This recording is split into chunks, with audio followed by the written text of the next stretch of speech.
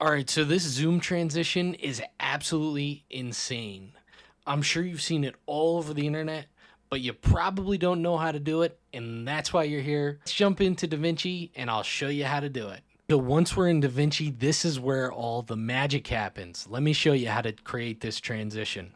So the first thing you're going to want to do is grab a second video clip. Make sure you have one video clip below and then another video or picture above it in order to transition into something. I'm just going to drag out this screenshot that I have of my YouTube channel, and I'm just going to zoom it in, make sure it looks nice, and just bring this over something like that. So next you're just going to grab your adjustment clip so it's lined up with the second clip, and we're going to go back 16 frames and we're going to go forward 16 frames. So first we'll do back 2, 3, 4, 5, 6, 7, 8, 9, 10, 11, 12, 13, 14, 15, 16. All right, so once you're back 16 frames, you're just going to drag out your adjustment clip so that way it's back 16 frames. And now we're going to go to the second clip again where it starts, and we're going to go forward 16 frames.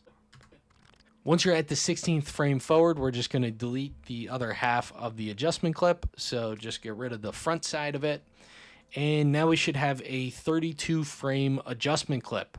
Next thing we're going to do is we're going to jump into Fusion and create the actual effect. So once you guys are in Fusion, select your Media in One node and hit Shift Spacebar and type in Transform. Select Transform XF. And now once you're in your transform, we're going to go to the first frame of this clip and keyframe the size. We're going to go to the last frame of the clip, keyframe the size again, and then we're going to go to the last frame of the first clip, which is -1 in this case, and the first frame of the second clip, which is 0 in this case, and keyframe both those. So for the last frame of the first clip, what you're going to want to do is you're going to want to make the size 2.5.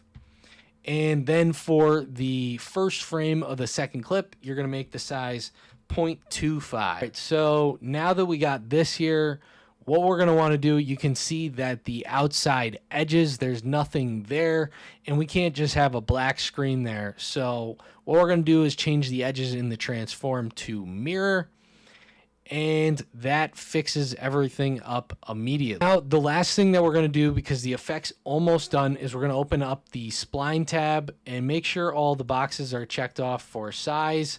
And then you're just going to click zoom to fit right here and hit Control A and F on your keyboard. Now we're going to grab onto some of these handles.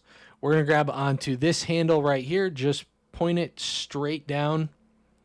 And do the same thing with this one, except point it straight up. And now we're going to grab these two side handles and drag them in. So hold Alt on your keyboard to make it a straight line. And just drag it approximately a little bit away from this line.